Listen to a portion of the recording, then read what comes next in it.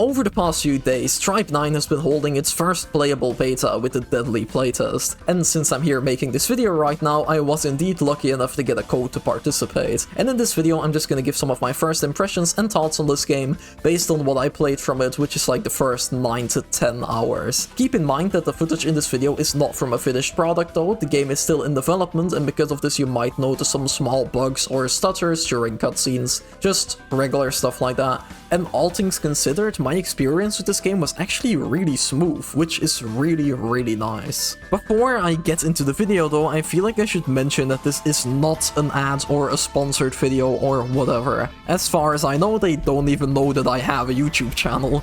This is just a video with my unbiased first impressions on this game, and that's it. If they do want to give me an ad though, you can always hit me up, Tokyo Games. I'm right here, my Twitter DMs are open.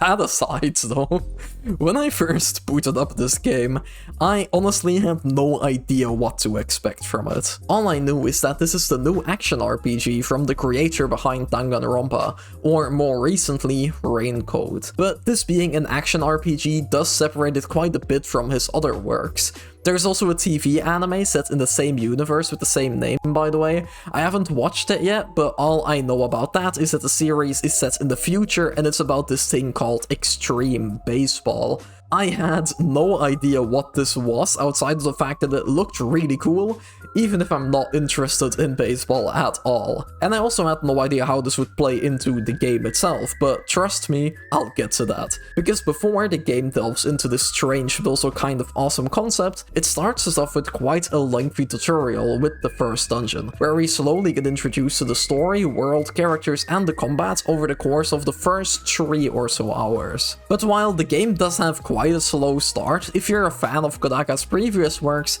I feel like you'll very quickly find something to like here, as the game does throw a twist at you very early on. If you don't want to get spoiled on the first 20 minutes of the game, skip ahead to the timestamp on screen. I don't really want to spoil the twist, but at the same time, it is literally the opening and it really intrigued me, serving as the initial hook, so I can't not talk about it. Because it starts off as a classic JRPG, strangely enough. You find yourself playing as the legendary hero who has to defeat the Dark Lord. You go to a village and talk to some NPCs, including a slime that's definitely not taken out of Dragon Quest. As you're doing this, and as you're starting to wonder, what game am I even playing right now, this facade and the world around you slowly starts to break. The main character gets dialogue outside of just yes and no, you get voice acting and you spot characters that don't fit into the style of this game at all. These characters approach you and they start to talk to you, and it turns out that they know you. They're your 2 childhood friends, but the protagonist doesn't have any memory of them. It turns out that what you've been playing through just now has all been a lie, and they break you out of this illusion.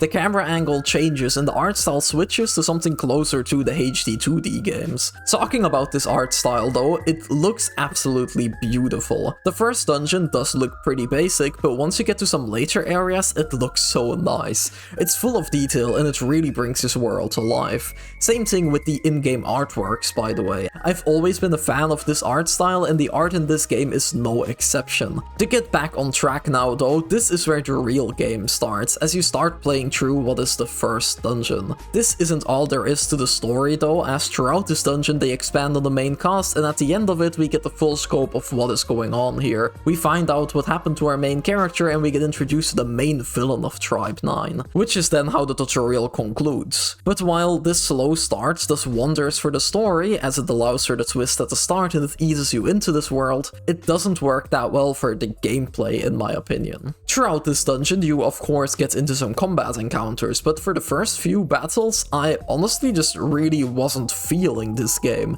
as it literally introduces you to its systems one by one, and it's only once all of these systems are in place that the combat starts to have a satisfying flow to it. I get why they did it, because some games can kind of overwhelm you by just throwing you into combat, but come on. In the beginning you literally just have a basic attack and a dodge as you're fighting one single enemy. Because of that, the combat felt really slow and sluggish. And then in the next battle, they add the skill system. The battle after that, they add teammates that you can't control yet. I feel like you get the gist of things, but after a few battles, everything was finally in place. And at that point, the game does start to get really fun, especially once this mechanic called the tension phases were added. This is probably the mechanic that sets the basic combat apart the most from any other action RPG, because during a battle you will notice these two bars at the top of the screen, one of which showing the tension of your team and the other one showing the tension of the enemy. This bar is divided into 3 segments and you can fill it up by damaging the enemy or by dodging attacks. And whenever you reach a new phase, certain buffs will be applied to the battle, such as a perfect dodge which will then slow down time, a damage increase to skills, or your ultimate will charge up faster, stuff like that.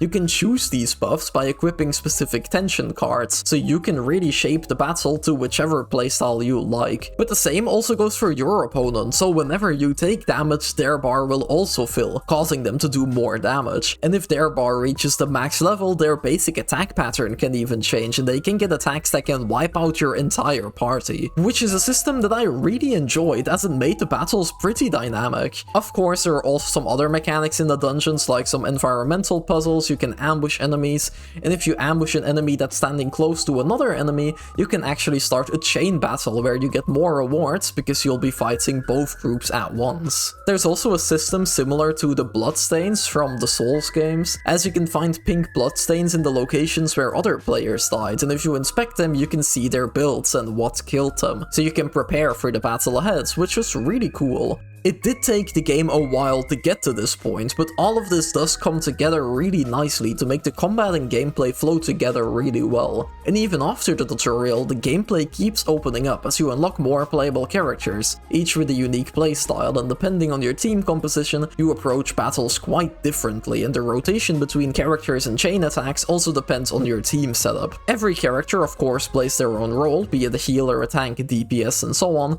and they all have different attributes and they can apply different status effects, and from these effects they can then chain attacks together as a team. I do still have a few gripes with the game though if we're talking about the combat and the team building, because as of right now it's not too clear which role each character has. I feel like just having a little icon next to their name to show what role they have can already go a pretty long way. Right now I often feel lost when I'm putting together a team, as it's hard to know what their synergies and roles are without having to study each and every one of their skills.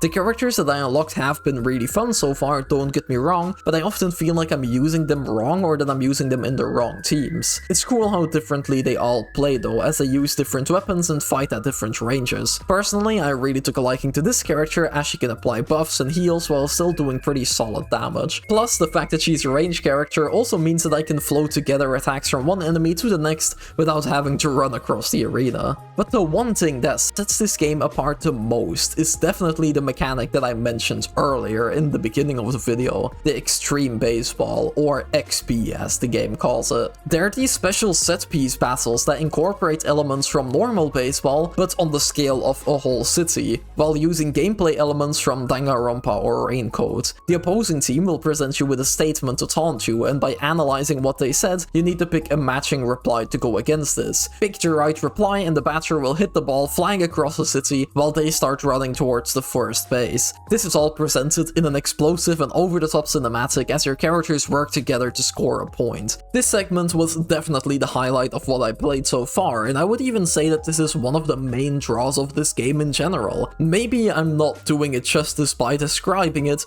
but they're really unique and fun to play through, while also providing the visual spectacle that comes with playing explosive baseball on a field that covers the entirety of this neon-filled futuristic city. Of course, throughout all of this, there have also been more story segments, but for spoiler reasons I don't want to go into too many details on these. I do really like what I saw though, as it feels very unique and in line with Kodaka's identity as a creator. Main characters are dying, there's a very weird looking mascot, the characters and story are very over the top, and it brings everything to the extreme, while exploring similar themes to what we've seen in his previous works. As in Tribe 9, the main villain is obsessed with boredom, being entertained, and finding a worthy opponent. He's ruling over the city called Neo Tokyo, and everything in the city is decided by games and entertainment. And of course, these games are a matter of life and death, because why wouldn't they be? As I said in the beginning of this video, I honestly had no idea what to expect when I first booted up this game.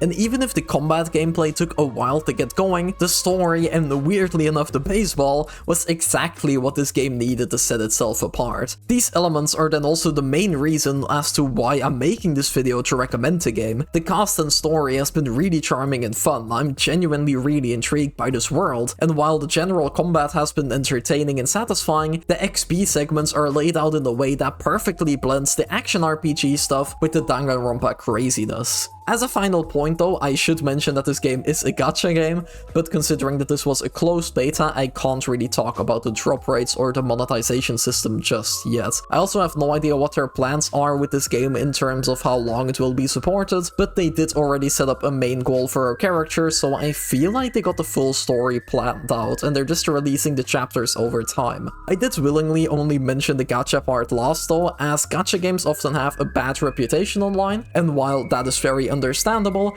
I wanted to judge this game and present this game as a story and gameplay experience first and foremost, because that's how I approach the games that I play. Personally, I am a bit annoyed at the fact that this is a gacha though, so I'm right there with you, I guess. I would have rather just bought this game for full price and then play through it as you would any other game. I just hope that the gacha grind won't be too intrusive, because I do just really want to experience the story and the gameplay without having to worry about all of the monetization stuff. And that is then ultimately also what will decide on whether or not I'm gonna be able to keep up with this game once it does finally release. But for now, I guess we'll just have to wait and see for that. In general though, it is a really fun game and I am definitely gonna play more of it on release, even if it's just to keep up with the main story stuff. Those are all my thoughts on Tribe 9 though. While it could still use some tweaks, all in all I had a surprisingly good time with this. And I mean that because I didn't think that I would play 10 hours of this game, and considering that the closed beta is still going on, I'm just gonna hop in and play a little bit more. The game also doesn't have a release date yet though, in case you were wondering, but it will be free to play and release on PC and mobile.